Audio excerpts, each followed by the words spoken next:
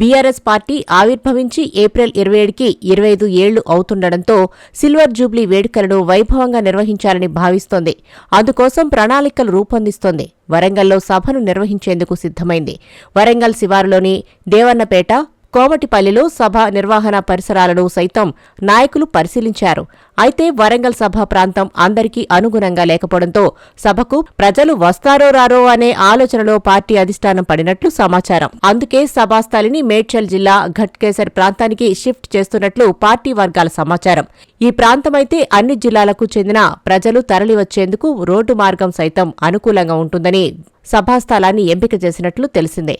Party నేతలు సైతం ఆ సభాస్థలి బాగుంటుందని బీఆర్ఎస్ అధినేత కేసీఆర్కు చెప్పినట్లు సమాచారం. త్వరలోనే అధికారికంగా సభాస్థలి మార్పును ప్రకటిస్తారని తెలిసింది. ఏప్రిల్ నెలలో ఎండలు ఎక్కువ.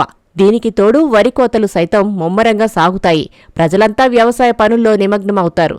దాంతో వరంగల్ అనుకూలంగా ఉండదని, సభకు జనాలను తరలించడం కష్టమవుతుందని నేతలు నిర్ణయానికి వచ్చినట్లు తెలిసిందే. ఇప్పటికే సభకు 5 లక్షలకు పైగా తరలించాలని భావిస్తున్నారు.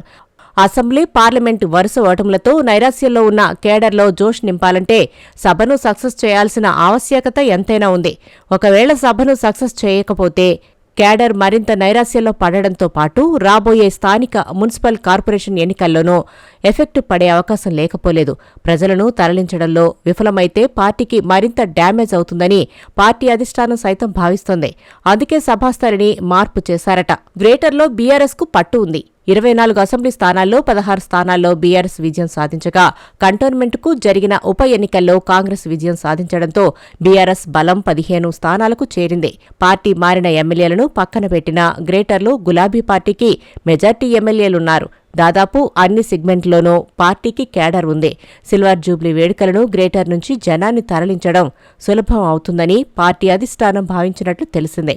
జిల్లాల నుంచి ఆశించిన మేర రాకున్నా గ్రేటర్ నుంచి జనం వస్తే భారీ సక్సెస్ అవుతుందని అంచనాకు వచ్చిందట. గ్రేటర్ నుంచి ప్రతి సెగ్మెంట్ నుంచి 10 నుంచి 20 వేల మంది తరలివచ్చేందుకు ఎమ్మెల్యేలు, ఇన్ఛార్జీలకు టార్గెట్ విధించాలని పార్టీ అధిష్టానం నిర్ణయానికి వచ్చినట్లు సమాచారం. అదేవిధంగా అన్ని నియోజకవర్గాలకు 5,000 టార్గెట్ పెట్టినా సరిపోతుందని, ఈ సభతో కేడర్లో జోష్ నింపాలని నిర్ణయానికి వచ్చినట్లు తెలిసిందే. వరంగల్ పార్టీకి సెంటిమెంట్. ఉద్యమకాలం నుంచి తొలి సభ అక్కడి నుంచి నిర్వహిస్తూ వస్తున్నారు. ఆ సభను సక్సెస్ చేసి పార్టీలో జోష్ నింపుతారు. అందుకే వరంగల్లో సభ నిర్వహించాలని భావించారు. గత ఏడాది సైతం ప్లీనరీ నిర్వహిస్తామని, భారీ బహిరంగ సభ నిర్వహిస్తామని లీకులిచ్చింది. కానీ సభ నిర్వహించలేదు.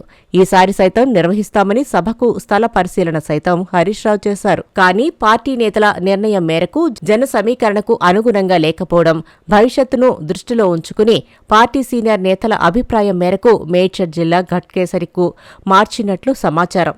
ఏది ఏమైనా పార్టీ సభాస్థలి మార్పు చేస్తున్నారనే ప్రచారం ప్రస్తుతం కేడర్లో హాట్ టాపిక్గా మారింది.